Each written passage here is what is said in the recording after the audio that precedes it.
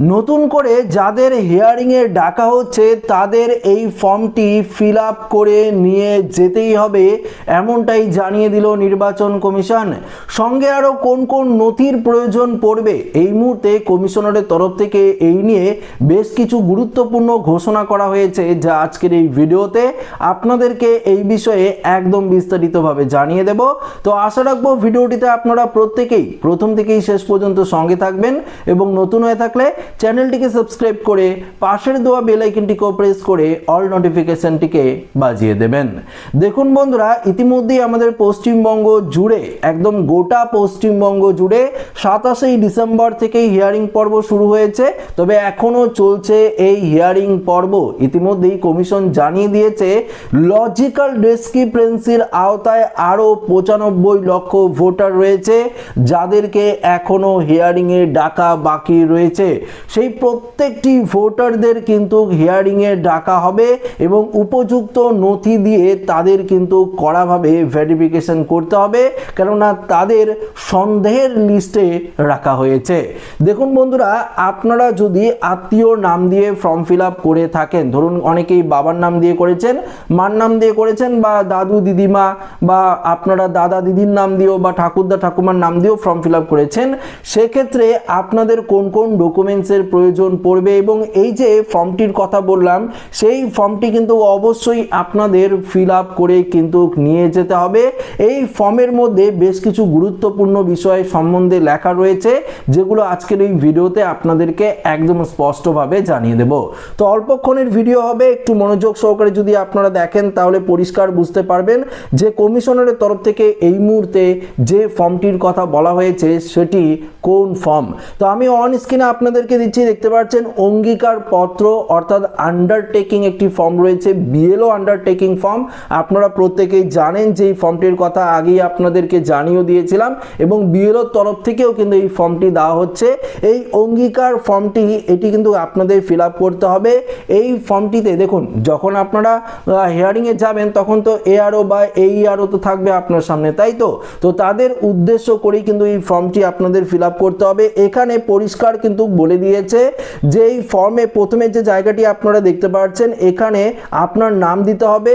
এই ফর্মের মধ্যে আপনার জন্ম তারিখ অবশ্যই বসাতে হবে, আপনার বাবার নাম বা মায়ের নাম, যদি বাবা না থাকে অবশ্যই মায়ের নাম দেবেন এবং বাবা থাকলে বাবার নাম দিয়ে দেবেন। পাশাপাশি আপনারা যাকে আত্মীয়ের জায়গায়, অর্থাৎ আত্মীয়ের জায়গায় বাবাকে যদি দিয়ে থাকেন, বসিয়ে থাকেন আপনার এসআইআর ফর্মে, তাহলে বাবার নাম এখানে দিয়ে দেবেন। যদি মার নাম বসিয়ে থাকেন মার নাম দেবেন, ঠাকুরদা ঠাকুমা দাদা দিদি যার নাম আপনারা বসিয়েছেন এখানে কিন্তু তার নাম দিয়ে, পাশাপাশি তার যে 2002 সালে যে লিস্ট রয়েছে সেই লিস্টের অংশের নাম্বার দেবেন, তার ক্রমিক নাম্বার দেবেন, পাশাপাশি ইপিক নাম্বার অবশ্যই কিন্তু আপনাদেরকে এখানে দিতে হবে। পাশাপাশি এখানে আরেকটি গুরুত্বপূর্ণ বিষয় বলেছে, আপনারা দেখতে পাচ্ছেন যে এখানে বলেছে যে নিম্নলিখিত কারণে আমার নাম লজিক্যাল ডিসক্রিপেন্সিতে এসেছে এবং আমাকে শুনানির জন্য নোটিশ করা হয়েছে। এখানে বেশ 6টি কারণ দিয়েছে। যেমন প্রথমে বলেছে যে বাবার নাম 2025 সালের ভোটার তালিকায় বাবার নাম মিলছে না, অর্থাৎ বাবার নাম মিসম্যাচ হচ্ছে। সে কারণে যদি হয়ে থাকে, আপনাদের নোটিশ যদি পাঠানো হয়ে থাকে, নোটিশের মধ্যে তো অবশ্যই লেখা রয়েছে কী কারণে আপনাদের নামে নোটিশ এসেছে। সেই কারণ কিন্তু যদি আপনাদের প্রথম কারণে হয়ে থাকে তাহলে এই বক্সটিতে আপনাদের প্রথম বক্সটিতে আপনাদের টিক মার্ক দিতে হবে। যদি অন্য কোনো কারণ হয়ে থাকে, যেমন আপনাকে এমন একজনের সাথে পুত্র বা কন্যা হিসেবে যুক্ত করা হয়েছে যাকে আরও 6 জন তাদের বাবা বলে দাবি করেছে, তা সম্ভাব্য যদি ভুল মিলের বিষয়ে সন্দেহের সৃষ্টি হয় তাহলে এই বক্সে আপনারা টিক করতে পারেন। 3 নম্বর বক্সটি রয়েছে পিতা মাতার বয়সের পার্থক্য 15 বছরের কম, পুরনো যাচাই করুন। তাহলে কিন্তু এখানে কিন্তু আপনাদের টিক মার্ক দিতে হবে। পুনরায় যাচাই করার জন্য আপনারা বলছেন এআরও বা এইআরওকে, তার জন্য এখানে টিক মার্ক দিতে হবে। বা এখানে বলেছে পিতা মাতা বয়সের পার্থক্য 50 বছরের বেশি, পুনরায় যাচাই করুন, তাহলে এখানে আপনাদের টিক মার্ক দিতে হবে 4 নম্বর অপশনে।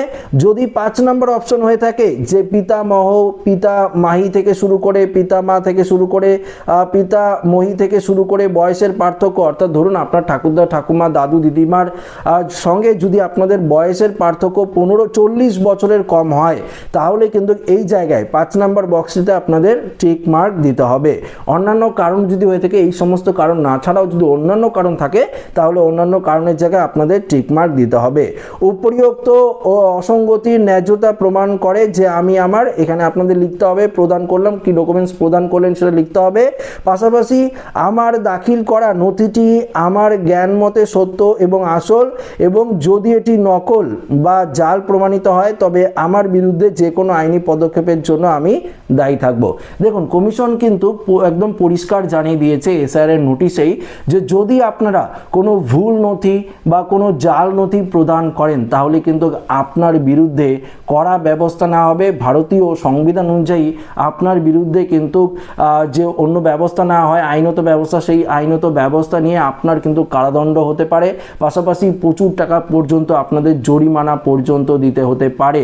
পাশাপাশি তো আপনার এসআইআর এর ফাইনাল লিস্টে তো নাম উঠবেই না, ভোটার লিস্ট থেকে তো আপনার নাম বাতিল হয়ে যাবে, এটা তো পরিষ্কার জানিয়ে দিয়েছে নির্বাচন কমিশন।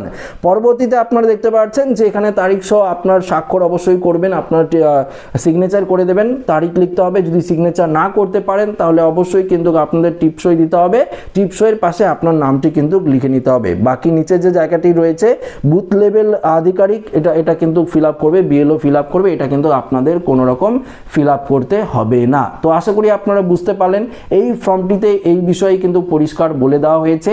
এই ফর্মটি তো আপনাদের সঙ্গে নিতেই হবে, যদি আপনাদের হিয়ারিংয়ে নোটিশ আসে এই ফর্মটি আপনাদের সঙ্গে নিতে হবে। এই ফর্মটি আপনারা বিএলওর কাছ থেকেও পাবেন, অবশ্যই বিএলওর সাথে যোগাযোগ করবেন, বিএলও আপনাদের সাহায্য করবে ফর্মটি ফিল আপ করে দিতে।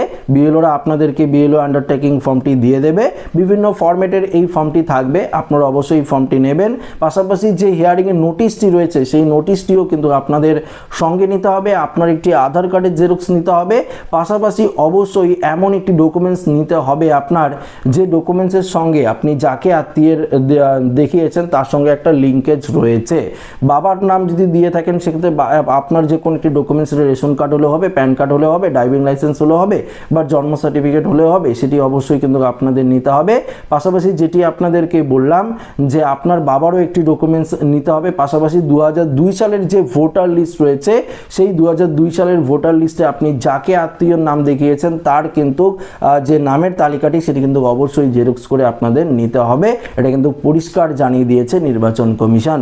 তো আশা করি এই ভিডিওটিতে আপনাদের পরিষ্কারভাবে বোঝাতে পারলাম কোন ফর্মটির কথা এখানে বলা হয়েছে, সেটি কিভাবে ফিল আপ করবেন সেটিও বলে দিলাম।